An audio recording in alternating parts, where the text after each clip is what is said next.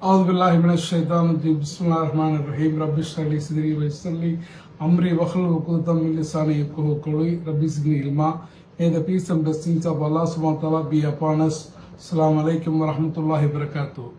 Today I am going to talk about the story of Ashab al-Ukhdud, which was told in Surah Al-Buruj, which was also called as the companions of the ditch. The story of the companions of the ditch started with a young boy. There lived a king, disbelieving king, who had a court sorcerer.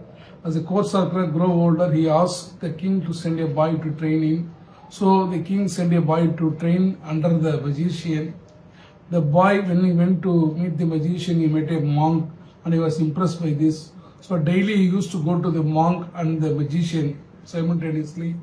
One day, a huge beast of prey blocked the way of people. So at that time the young boy thought, today I am going to find out who is superior. Then he took a stone and told, O Allah, if the way of monk is superior than the way of magician, please kill this beast. Then he threw that beast and killed him. Then he come to the monk and told what has happened. And the monk told, now you got Allah's blessings.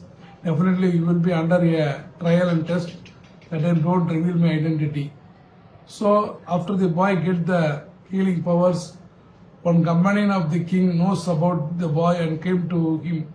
He was blind. He asked the boy to cure his blindness. For that the boy asked him to accept Allah. So after accepting Islam, the companion of the king got eyesight.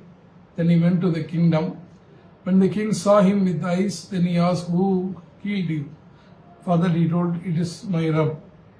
My Rabb, the king got angry and told, there is no Rabb except me. For that he told, for you and me the only Rabb is Allah. So he tortured his companion and he revealed the identity of the boy. He tortured the boy and he revealed the identity of the monk. So in front of the boy, the monk and the king companion was tortured and killed by placing a rod on the middle of the head. Then the boy was asked to denounce the faith, for that he was refused. Then he told the courtiers to take him to a mountain and then to pull him. And again he told his courtiers to take him into a boat and pull him in the ocean. But in both instances, when he prayed to Allah subhanahu wa ta'ala, Allah made him escape from that. So the king don't know what to do with the boy. Further, the boy told him, you can kill me if you accept his suggestion. What the king asked. Further, the boy told, you call all the people in a plain and tell them, take an arrow from a bow and tell him, I am going to kill this boy in the name of Allah. The king done the same what the boy has told, and the boy was killed. The people who all witnessed this embraced Islam and alleged their obedience to Allah subhanahu wa ta'ala, which the king didn't expect. So the king asked to denounce their faith, but they refused. So he made a big trench and pulled all the people who embraced the faith in Allah. Finally, a mother with a young small baby, she was hesitant to get in the trench. Further, the small baby told, don't hesitate, we are in the truth. So this is the summary of the story. The main theme of the story is to console the believers.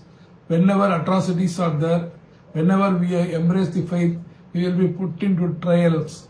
Definitely, finally, the truth will prevail and the believers will get the dues only in the eternal life, that is in the Jannah.